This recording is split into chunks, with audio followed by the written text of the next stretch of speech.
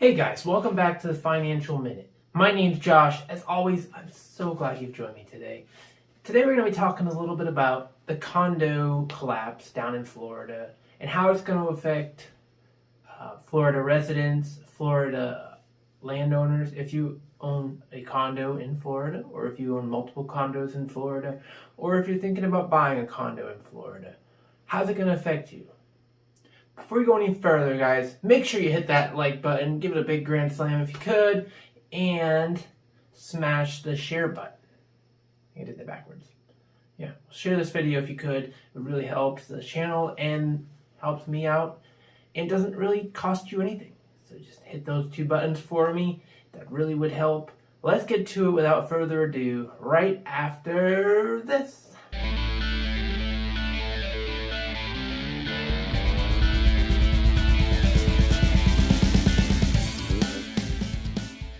Let's start by saying it's a very sad situation down in Florida with the collapse of that building, and my heart goes out to the families who have lost loved ones in the situation.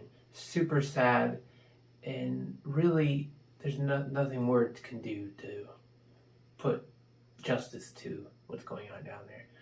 That being said, how is this going to affect the condo market? Not just in Florida, but all around the country. But Florida is built on condos. And I don't think a lot of people read the fine print when they buy a condo. All that goes into it. You own the space in that building with a lot of fine print. The building needs maintenance. And a lot of those older buildings, especially down in Florida along the coast, that take a lot of abuse. They were built in the 60s through the 90s. They're due for some serious maintenance, as this building has shown. You know, when you buy an affordable condo, you don't immediately think to yourself, I'm ready to spend half of what I just spent on this condo in maintenance fees. You kind of think, well, I took into account the condo association fee, and that's all there is to it, right?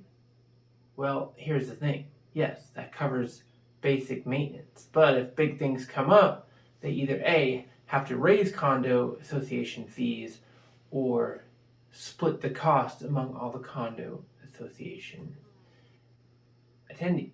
Every condo association is kind of done slightly different. They're not all the same. But the general idea is everybody kind of votes on decisions that are made. Large and small for that matter. And it's up to the condo association to kind of facilitate this process and get the deal done. You know, if it requires a certain amount of maintenance, the building needs maintenance, they put up what it needs, it's mailed out to all the condo owners, and they get to vote on what's going to happen. But as this building has shown, if nobody wants to put up the cash to maintain the building properly, there can be dire consequences. And in the future, with this having happened, the governments are going to start sticking their, getting involved more. Not saying they should or shouldn't, but that's going to happen, you watch. So what does this mean for, the condo association? Is it up to the condo association anymore, or is it up to the government? The government's probably just going to put stipulations on maintenance, and it's going to be up to the condo association to enforce these stipulations. But who gets fined? Would it be the condo owners or the condo association? These are all things that are going to have to get figured out.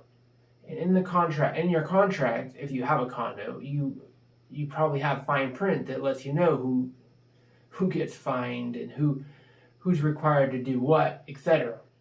With a normal house, you maintain it yourself, and if you don't, and it falls down, it's nobody's fault but yours.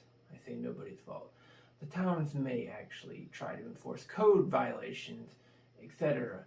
But for the most part, the only one who suffers the consequences of an unmaintained house is you and maybe your neighbors. Hence, code violations and requirement. This way your neighbors can live in their house and enjoy their house without, necessarily looking at the neighbor's house being a complete trashed property. They have a way of recourse to make sure the neighborhood stays nice looking. Certain neighborhoods are obviously nicer than others, but the idea is that if you have a code violation on your neighbor's property, you can go to the town, and that's your way to make sure the neighborhood stays looking decent. I guess it would be the same with a condo association. If a condo association is not doing what it needs to do, then one can report this condo association to the town, and the town can start to enforce code violations. But that didn't happen in the case of the towers down in Florida. There didn't seem to be any complaints from the owners to the town. There was some violations, not really violations, there was just some undone maintenance on the property, as seen by many people, including a janitor who was working around the pool a few days before it collapsed. I wouldn't say this building was on the town's radar for being a code violation type building, because according to the authorities, there was no common complaints to the town. That being said, the government around the country are going to use this as an excuse to take on more authority when it comes to buildings and code violations, etc. Even though I don't know that this was a code violation type issue. According to the city of Miami, according to their website anyways, in the future, houses are going to be required to get rid of fossil fuels in the form of natural gas, etc., and switch to electric and use alternative energy sources or purchase alternative energy. You can check it right at their website. It's something they've already had in the works well before this collapse. But who this is going to get passed along to. These are not cheap renovations. These are going to cost many, many millions of dollars on these bigger, older properties. And mom and pop owners and smaller owners cannot afford to do these types of renovations. So a lot of these properties will end up in the hands of bigger corporations like BlackRock, who have the access to capital to do these renovations. But unfortunately, capital is not going to fund these regulations. They're going to want their money back along with a good, handsome return. So who ends up paying for these updates to these properties? It's going to be you, the person living in the property, or me, the person living in the property. The way it usually works, I think people sometimes think the one who pays for these updates and regulations and code violations, I don't say code violations, but code improvements is the landlord or the property owners. And while yes, it is the property owners, but it's generally the person living in the property, whether it be the property owner or the tenant. You as a tenant pay for all of this in the way of increased rent. When property taxes go up, the landlord might cover it for a while, but he's going to raise the rent eventually to cover the increased property taxes. So I think a lot of people think the landlord is the one who suffers when there's property tax increases, but eventually it is the tenant who suffers with increased rent and so on and so forth. So, guys, thank you so much for joining me today. These are just some of my thoughts on the crisis down in Florida. I think this is going to scare a lot of people when it comes to living in some of these older, bigger buildings. Therefore, some of these larger condo complexes could suffer in the coming months, as either A, they're required to update their buildings, which means hefty costs to the condo owners, or B, people just start selling these condos and these buildings struggle to keep full.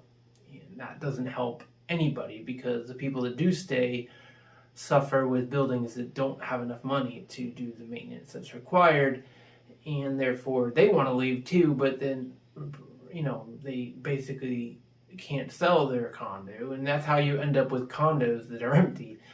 This happens in real estate collapses where people just start leaving the building. They don't even bother selling them, and eventually you have empty buildings and nobody's maintaining, and so on and so forth. I hope it doesn't come to that point.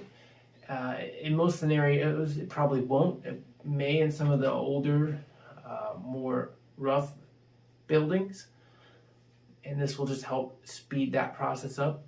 The good thing, though, is when these buildings do eventually empty out, they either A, get bought up by an investor and rehabbed and turned into a nicer property, or B, they get demolished, though that process may take a while. Let me know what you all think down in the comments below. Check out Miami's website for some of the code improvements that they're looking to add on in the next couple decades. That includes alternative energy requirements on condo complexes and no more fossil fuels allowed. So check that out. Let me know what you think. I'll see you all in the next video. Remember, only you can make your financial dreams come true. Don't delay. Get started today. Is there something else I wanted to say? I don't know. I don't think so. I'll see you all in the next video. Bye.